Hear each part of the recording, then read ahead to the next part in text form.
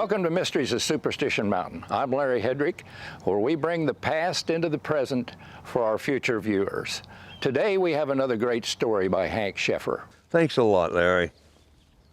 At one time or another, we've all heard the old story that Jacob Waltz said, "I know of a treasure that'll make 20 men millionaires."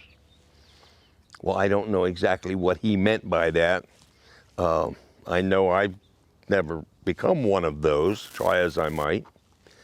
But what we do know is that as soon as you say the name Superstition Mountain, it conjures up the visions of adventures of searching for gold, searching for Jacob Waltz's Lost Dutchman Mine, or the Jesuit church treasures and the Jesuit gold, or the ever-present Peralta catches of gold from mines from ancient times, from old Mexico.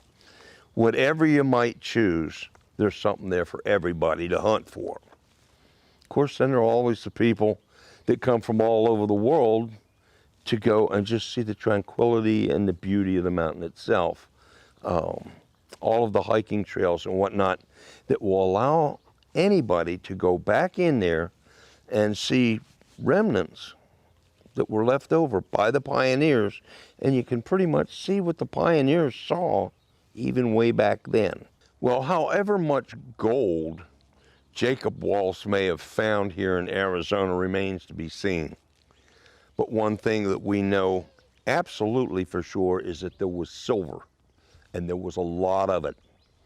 And this silver, discovered in 74, 75, at what has become, I should say, the Silver King Mine, opened up the ball for people coming from all over the world to get a piece of that action. There were cooks, there were anvil pounders, blacksmiths, there were people in mercantiles, there was everybody you could possibly imagine, and in great measure, it opened the area wide open for the cattle business.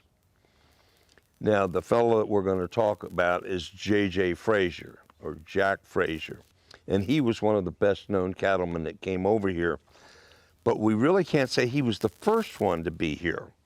That distinction goes to a fellow by the name of Matt Cavanis, and he and his wife Alice got here sometime before Frazier did, and they established what was known as the Board House Ranch.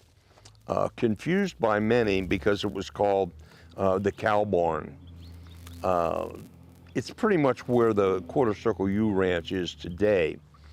But ironically, with Cavanis, that particular board house clue that went along with the Dutchman gold was probably one of the most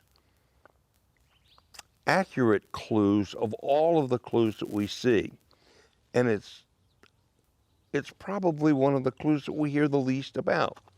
But that's another whole story. We're not going to go there. That was a long way around Sally's barn to get to our topic for today, and that's J.J. or Jack Fraser. And he was a guy that was born in 1855 over in Nova Scotia. And by the time he was 6 years old, he and his family, I presume he and his family went because I couldn't find anything about the family, only him. But by the time he was 6, they were in Canada proper on the mainland. And by the time he was 10 years old, he had now moved over to Nevada to the Comstock lode where he was working there. And yes, he was 10 years old. And yes, children from 8 to 10 years old worked in some of the old mines until they learned enough and got big enough. Then they could actually walk down into the mines and work as miners. That was a true story. So he was there for about 10 years. And then finally, he managed to go to where the silver was, and that was at the Silver King Mine. He arrived there about 1877, and he was working the mines there. It was interesting. This guy had a propensity for finding ways to make money.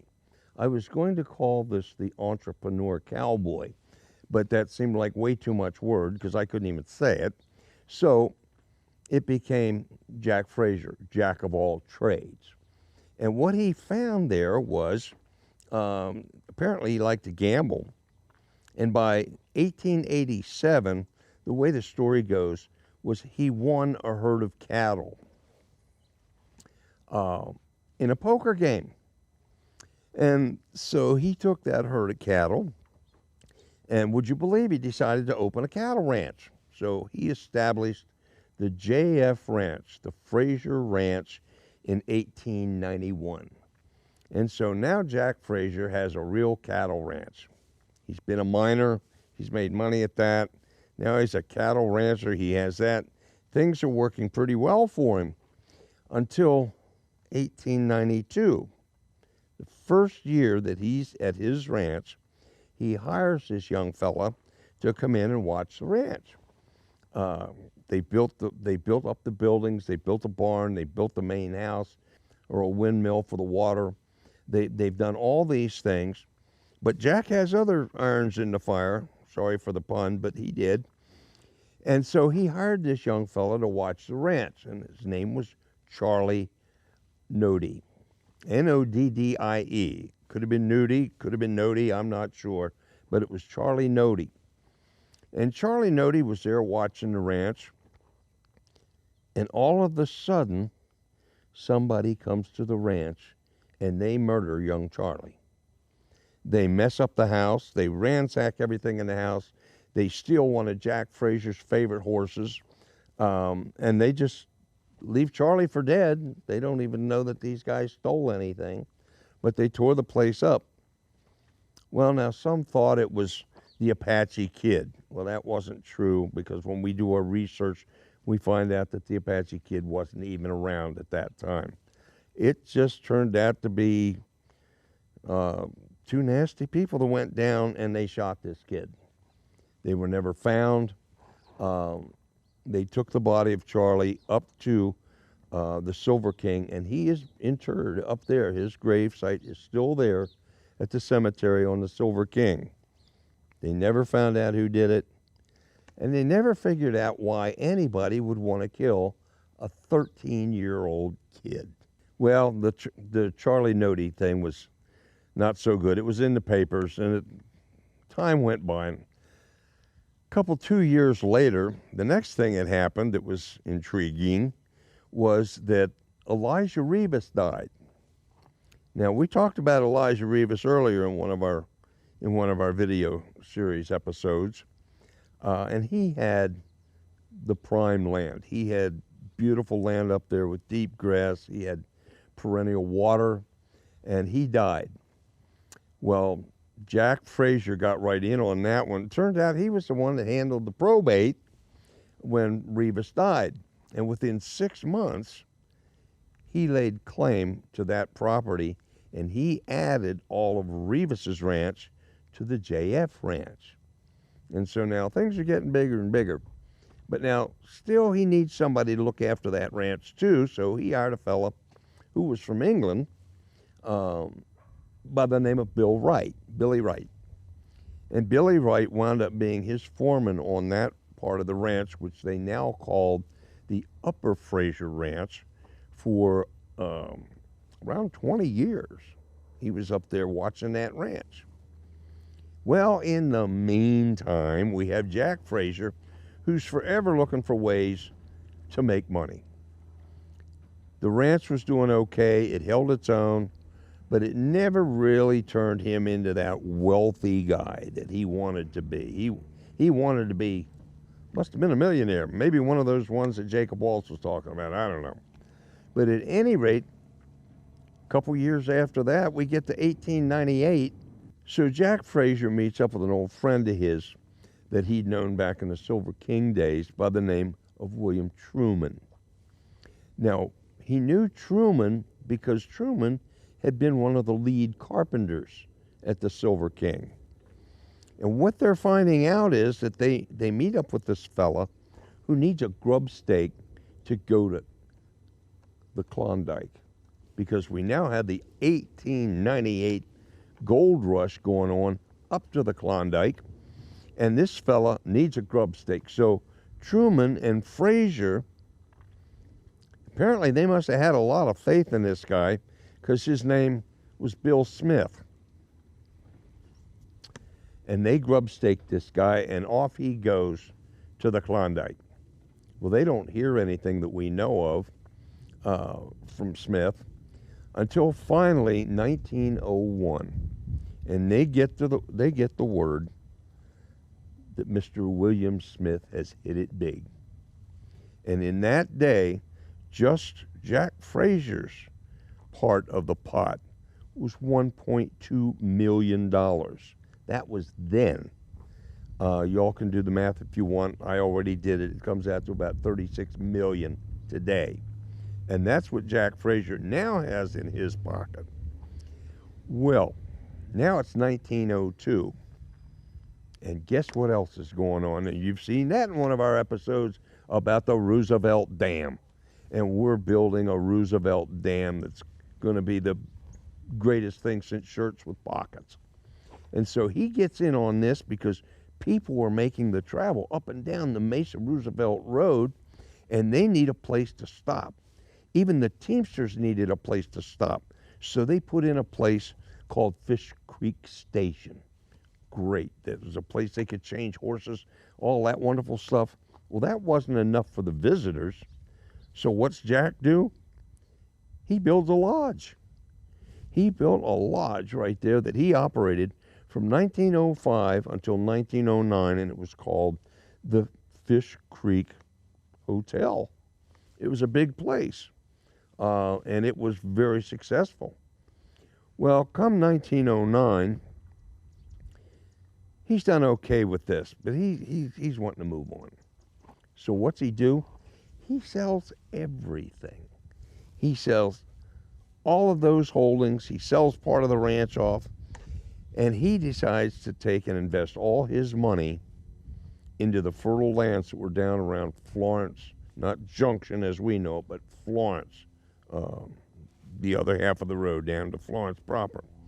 And so now he owns all that property down in there, and he's making a pretty good go with this. Okay, so now we know that he's down in Florence and he's running around down there.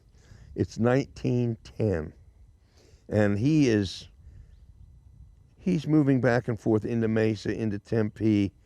He's running back and forth. He's taking care of his business. He still has money being made at the cattle ranch because it's still the JF ranch at this point.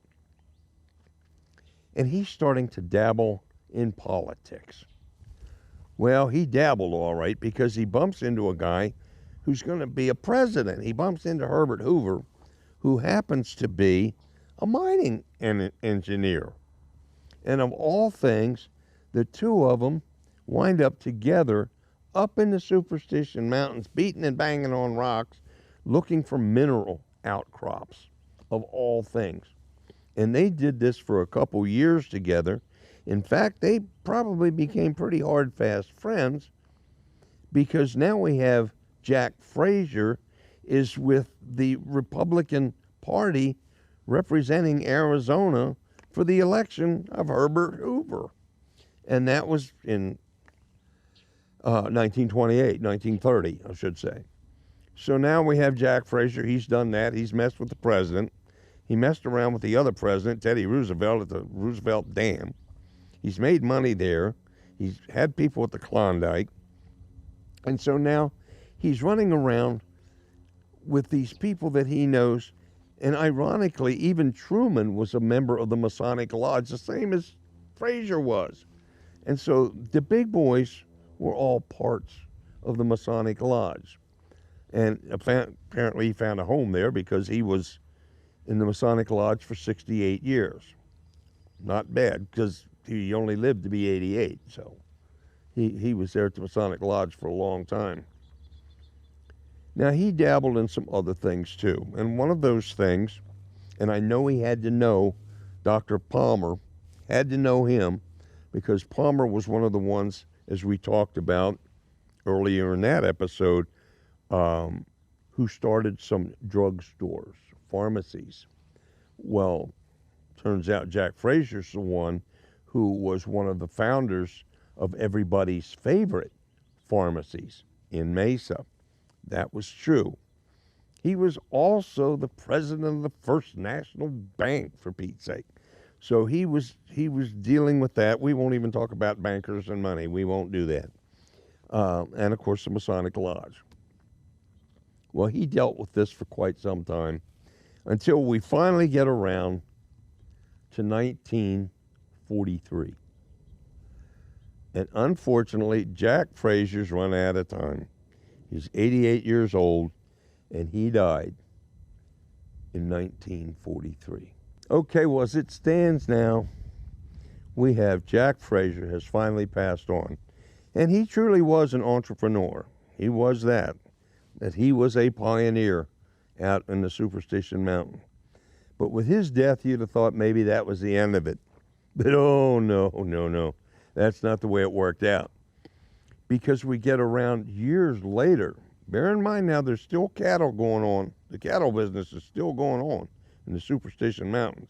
It's changed hands. We're not going to go through all that right now. But it's changed hands, but it's still there. And 1978 rolls around.